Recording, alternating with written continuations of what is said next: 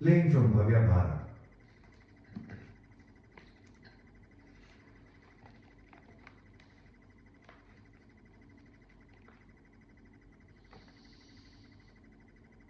धनचंद जी की पत्नी को पति के इस दुर्भाव से बहुत दुख हुआ, परंतु उनकी संत सेवा में निष्ठा और विश्वास दृढ़ ही रहे। इस अवधि में वे भगवान से बार बार प्रार्थना करती रही कि प्रभु मेरे सुख के लिए नहीं, अपितु संत महिमा की प्रतिष्ठा के संसार बनी रहे, इस हेतु मुझे एक भक्त पुत्र प्रदान कीजिए। भगवान की लीला और बार तो पुत्र जन्म लेकर कुछ दिन जीवित रहता था। इस बात उसे छठी भी न हो सकी और वह चल बसा।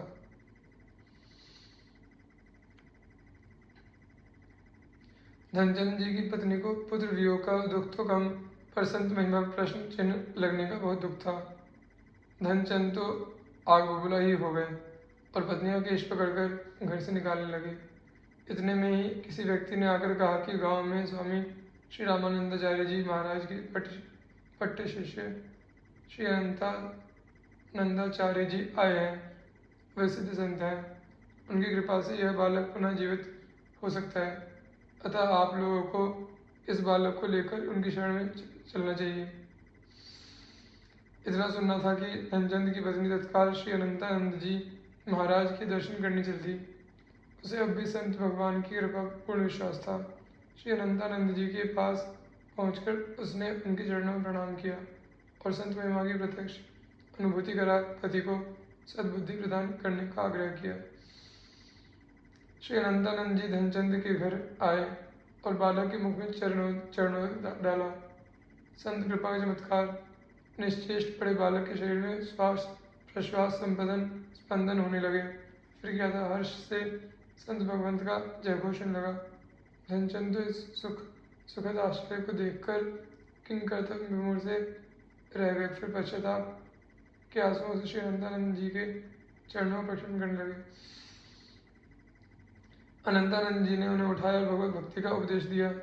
तत्पश्चात उन्होंने बालक के गले में कंठी बांधकर उसे भी श्री राम नाम को उपदेश दिया और उसका नाम रख दिया कर्मचंद।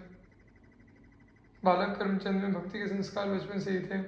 बड़े होकर उन्होंने अपने पिता के कपड़े के व्यवसाय को संभाला। प्रसाद संतों के प्रति भक्ति और उदारता में कोई कमी नहीं है। एक बार एक संत मंडली भगवान अमरनाथ जी के दर्शन करने जा रही थी। उन लोगों के पास शीत निवारण योग्य वस्त्रों का अभाव था। कर्मचंद जी ने दुकान से पर्याप्त मात्रा में कंबल निकालकर संत मंडली को दे दिए। साधुजन आशीर्वाद देकर श्री अमरनाथ जी की यात्रा पर चल दिए। उधर इस बात की खबर जब धनचंद को लगी तो उन्हें लगा कि पुत्र की यह उदारता मेरे व्यवसाय को ही चौपट कर देगी। वे दौड़ दौड़ संतों के पास गए और उनसे कंबल ले लिए। कर्मचंद जी को पिता के इस व्यवहार से बड़ा ही खेद हुआ। उन्होंने पिता को समझाते हुए कहा कि संतों को देने से कमी नहीं आती, आपको विश्वास न हो तो आप दुकान पर चलकर स्टॉक मिला लें। धनचंद ने दुकान पर जाकर देखा तो कंबलों का स्टॉक पूरा था। अब उन्हें संतों की महिमा और अपनी भूल का ज्ञान हुआ। फिर उन्होंने कर्मचंद जी के कार्यों में हस्तक्षेप नहीं किया। कर्मचंद जी ने संतों से पिता के अभद्र व्यवहार के लिए क्षमा याचना की। धीरे धीरे कर्मचंद जी की संत सेवा की प्रवृत्ति बढ़ती ही गई। वे संतों के भोजन वस्त्र आदि पर खुले हाथ धन खर्च करते।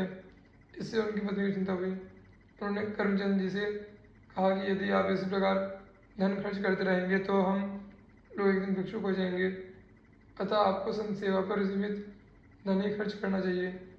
इस पर कर्मचंद जी ने आकाश की ओर दृष्टि करने भगवान का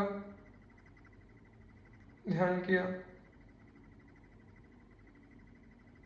इतने में ही कर्मचंद जी की पत्नी ने देखा बहुमूल्य मणिरत्नों से खचित एक पर्वताकार आकृति आकाश से धरती पर उतर रही है।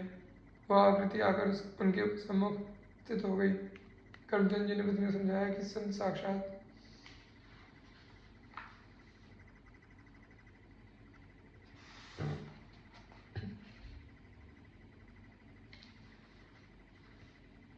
भगवत स्वरूप होते हैं, अतः उनके लिए धन खर्च करने धन की कमी नहीं हो सकती।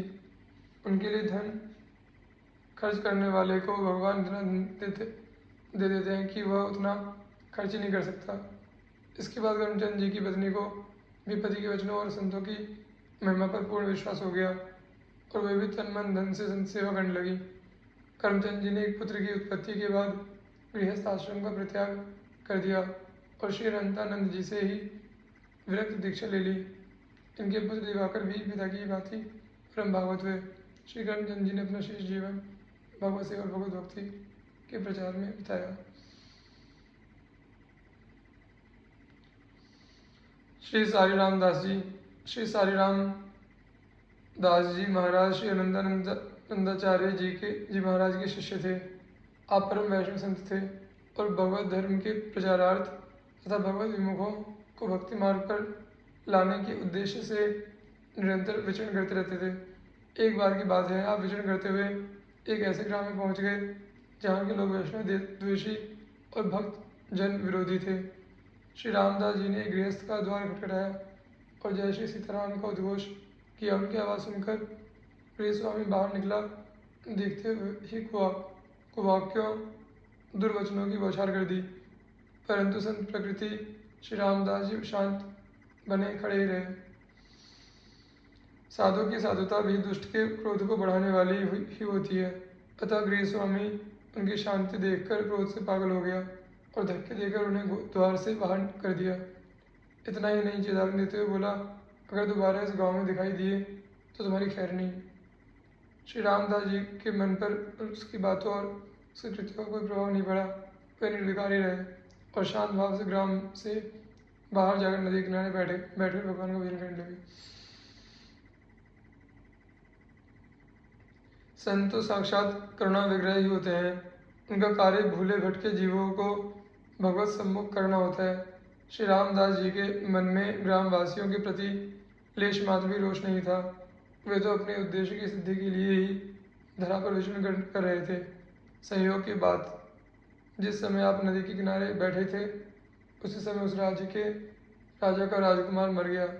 राजा प्रजा सब करुण क्रंदन करते हुए राजकुमार के शव को लेकर दाह संसार करने नदी किनारे आए। उस करुण क्रंदन को सुनकर श्री रामदास जी का संत हृदय द्रवित हो गया। वे राजा के पास गए और बोले, राजन, यदि आप और आपकी प्रजा आज से यह प्रतिज्ञा करें कि हम लोग साधु ब्राह्मण अतिथि अभ्यागतों की यथाशक्ति सेवा करेंगे, भगवान का भजन करेंगे, सबके प्रति सद्भाव रखेंगे, तो मैं भगवान से प्रार्थना करके इस बालक को जीवन दान दिला सकता हूँ। भला अंधा क्या चाहे दो आँखें। राजा प्रजा सभी संत के चरणों में गिर पड़े और शपथ पूर्वक प्रार्थना की कि अब हम लोग कभी भी संतों भक्तों का अपमान नहीं करेंगे और यथाशक्ति उनकी सेवा और भक्ति करेंगे। राजा ने भी अपने राज्य में धर्म प्रचार और भक्तिभाव के प्रसार की शपथ ली। श्री रामदास जी ने शालग्राम शिला पर तुलसी दल चढ़ाया और उसका पादोदक राजकुमार के मुख में डाला।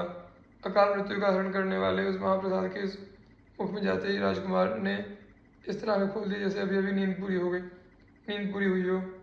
चारों ओर संत भगवंत की जय जयकार होने लगी। इसी प्रकार संत श्री साई रामदास जी ने अनेक भगवत विमुख लोगों को भक्ति पथ का पथिक बनाया।